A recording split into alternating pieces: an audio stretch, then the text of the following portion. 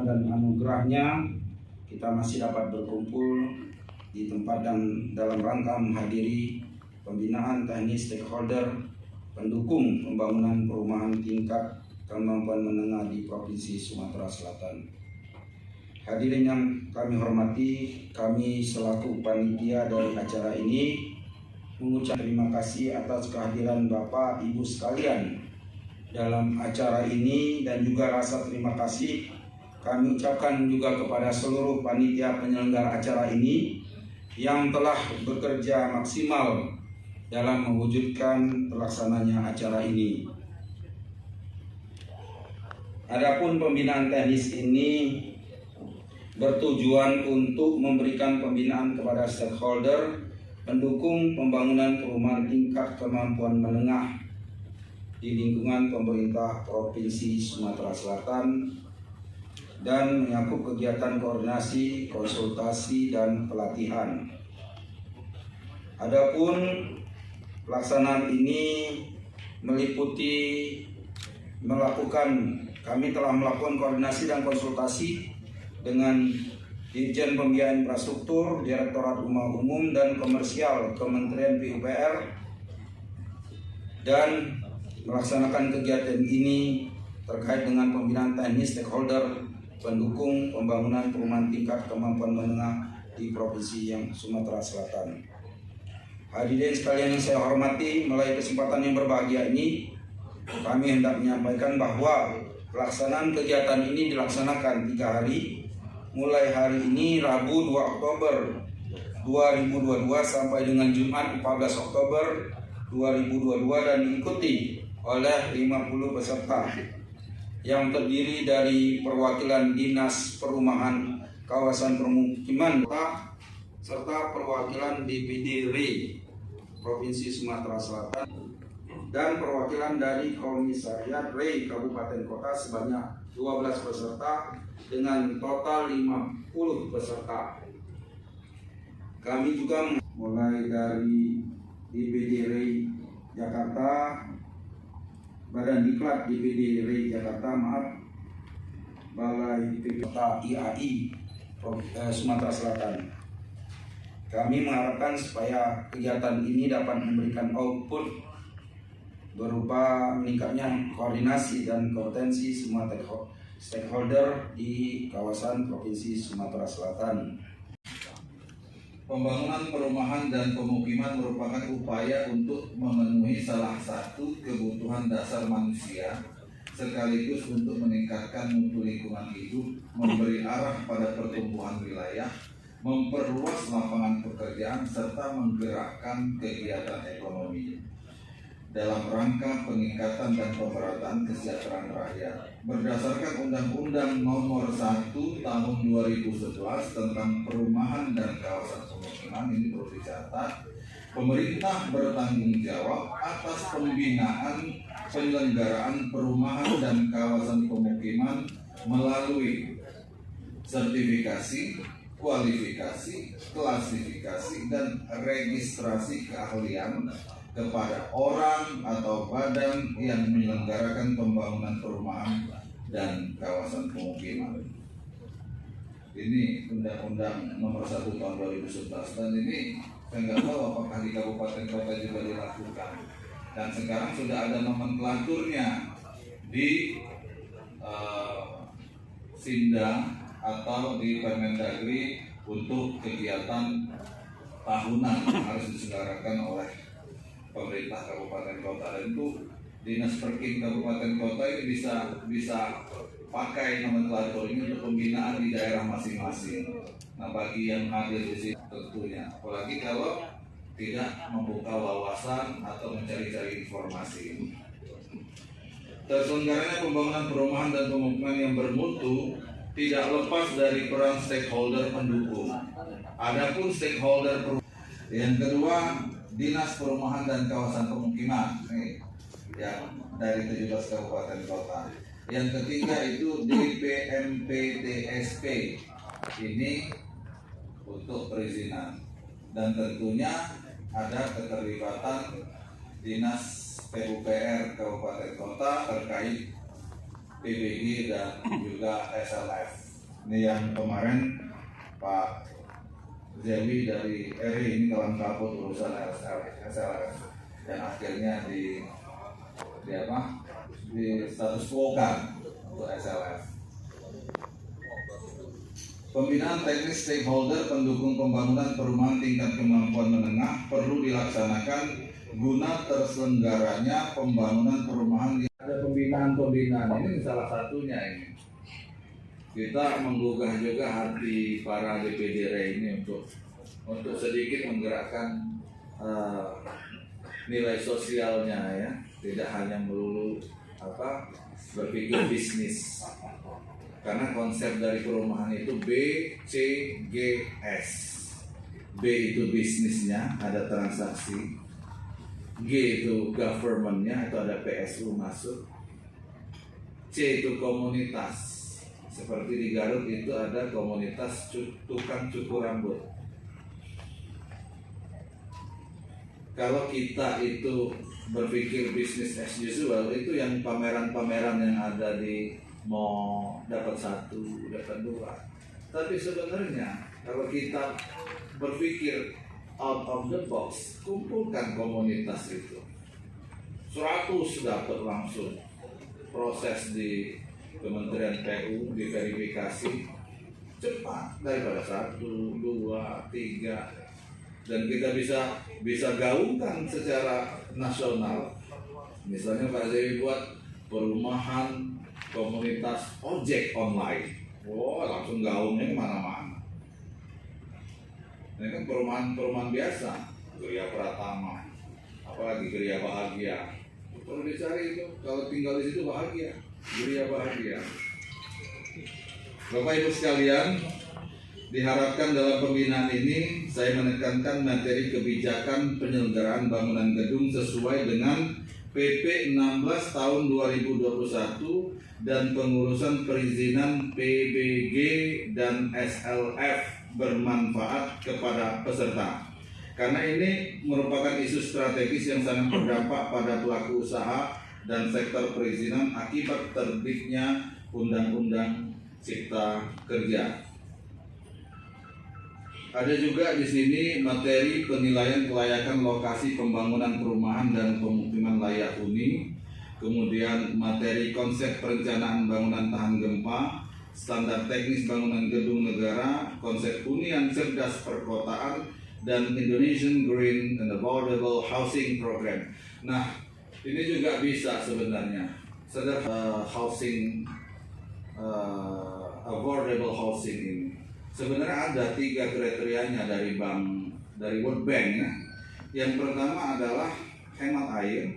Ya, yang jelas backlog perumahan itu setiap minggu pasti ada yang nikah. Kalau mereka nikah, dipastikan mereka menyumbang backlog. Nah, makanya sekarang upaya pemerintah itu adalah menggelontorkan program itu namanya FLPP dan BP2BP, ya, rumah untuk MBR. Tapi rumah-rumah ini masih didominasi oleh MBR yang fixed income. Nah, untuk MBR yang non fixed income yang sulit menjangkau bank, ya, itu ada program-program juga yang digelontorkan oleh pemerintah di mana masyarakat itu akan membeli lahan dengan kelompoknya, mungkin dengan avarisnya koperasi, lantas akan diberikan bantuan rumah dari pemerintah. Tentunya rumahnya tidak sesempurna mungkin nanti batu batanya yang plester, ada swadayanya. Itu kan sudah terjadi di Prabumuli, di Lubuk Linggau, di Musirawas, kemudian di Banyuasin. Dan sekarang ada lagi program Rita namanya. Rita itu rumah inti tumbuh tahan gempa. Polanya sama. Di Palembang ini, bukan di Palembang, di perbatasan Palembang ada untuk pengrajin bata. Itu tanahnya dia beli dengan majikannya, kemudian dibantu struktur rumah untuk rumah Rita. di Prabu Muli untuk penyapu jalan ada 100 rumah, di Pangkalan Benteng itu ada 50 rumah, dan itu sedang dalam proses karena mereka sudah terverifikasi dan siap untuk dapetin bantuan. Ya, serah. Itu kan tidak bisa menyelesaikan dengan seperti membalik telapak tangan. Ada nggak yang bisa nahan orang kawin? Nggak bisa. Setiap minggu mereka nikah, mereka tambah backlog. Mereka nikah kan banyak kawin tuh setiap minggu. Jadi upaya untuk menekan backlog itulah dengan membangun rumah untuk MBR, rumah murah, melalui pembiayaan FLPP dan BP2BT. Makanya ada REI di sini. Siapa? BP2BT. Ya, emang harus diselesaikan langsung habis. Ya kan? Sekarang pemerintah itu memberikan bantuan dengan kuota yang terbatas, minimal dia punya target untuk mengurangi backlog. Tidak bisa nol. Ya kan? Tidak bisa nol. Ini sudah punya rumah nggak? Kami dari DPD Sumatera Selatan ya, yang kita ketahui bahwa backlog perumahan khususnya di Provinsi Sumatera Selatan, kalau melihat data dari statistik hampir 400 ribuan, yang mana kami dari REI hanya mampu membangun kurang lebih 15.000 unit per tahun. Jadi otomatis kan setiap tahun itu bertambah backlog. Tapi kami dengan pemerintah Provinsi Sumatera Selatan terus ya, karena backlog perumahan ini tadi sudah disampaikan sama Pak Basar, sama Sedit, bahwa banyak rata-rata yang non-BKO. Itu yang tidak. Nah, ini mungkin nanti kita terus membuat suatu terobosan atau menghimbau kepada yang membuat regulasi kebijakan, agar kebijakan yang menyentuh kepada masyarakat yang benar-benar membutuhkan rumah yang non-BKO ini bisa tersebut. Sekarang sudah ada yang namanya program BP2BT, tetapi penyerapannya belum maksimal. Terkait tadi masalah efisien dan efisien lahan dan kolam retensi yang mungkin akhir-akhir ini banyak teman-teman dari media yang bertanya. Ya, saya sudah berdialog tadi sama Pak Basar terkait dengan kolam retensi yang setiap perumahan harus ada kolam retensi. Ya, itu kalau dilihat di dalam peraturan pemerintah pusat, memang kolam retensi itu tidak tercantum di situ. Tetapi kemarin di pemerintah pusat ada sedikit menghimbau agar lahan 5.000 meter itu ada kolam retensi. Nah, ada usul yang bagus bagaimana nanti diatur oleh dari Kota Palembang disupervisi sama provinsi agar kolam retensi ini itu dibuat tapi bergabung dengan beberapa perumahan jadi satu supaya kolam retensi yang kita bangun itu lebih besar dan penampungnya juga lebih besar gitu rumahnya daripada setiap perumahan ada kolam retensinya masing-masing. Ya itu sangat tidak efisien dan relevan lah. Kami dari DPD REI sepakat dan siap bersinergi terutama dengan provinsi maupun dari kabupaten yang lain. Kak, terkait harga Kak gimana Kak? Kalau harga, ya untuk sekarang harga baru untuk rumah MBR kami sudah meminta kepada DPP karena memang ada kenaikan rumah ya dari bahan baku rumah, material, PPN dari 10 ke 11% yang mengakibatkan biaya angkut, transport, material ikut naik. Ya, akhirnya menyapa dengan provinsi maupun dari kabupaten yang lain. Kak, terkait harga Kak gimana Kak? Kalau harga, ya untuk sekarang harga baru untuk rumah MBR kami sudah meminta kepada DPP karena memang ada kenaikan rumah ya dari bahan baku rumah, material, PPN dari 10 ke 11% yang mengakibatkan biaya angkut, transport, material ikut naik. Ya, akhirnya menyebabkan material naik, terus lahan juga semakin hari semakin naik. Kita kemarin meminta kepada DPP untuk memperjuangkan harga jual baru ya, sebesar 7%. Tapi sampai hari ini harga jual baru belum diputuskan berapa dan belum disahkan. Berarti dalam proses. Berarti dengan harga 150,5 dirasa kurang cukup Kak ya? Atau gimana? Untuk keadaan sekarang sangat tidak cukup. Bukan berarti kami rugi, tetapi mengurangi keuntungan. Iya.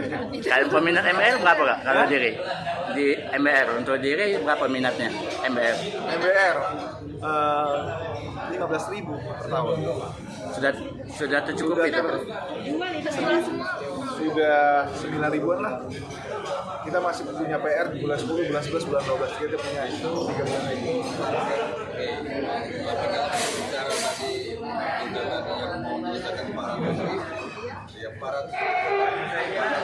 Bagi 15 berapa? masih banyak, dan itu tugas kami dengan pemerintah provinsi. Ya tadi seperti yang dipaparkan oleh Pak Basar, bahwa masyarakat yang non-bankable yang tidak bisa menikmati fasilitas perumahan itu masalahnya. Oke siap. Regulasi kebijakan pemerintah ya. Kalau perbankan macam mana kak?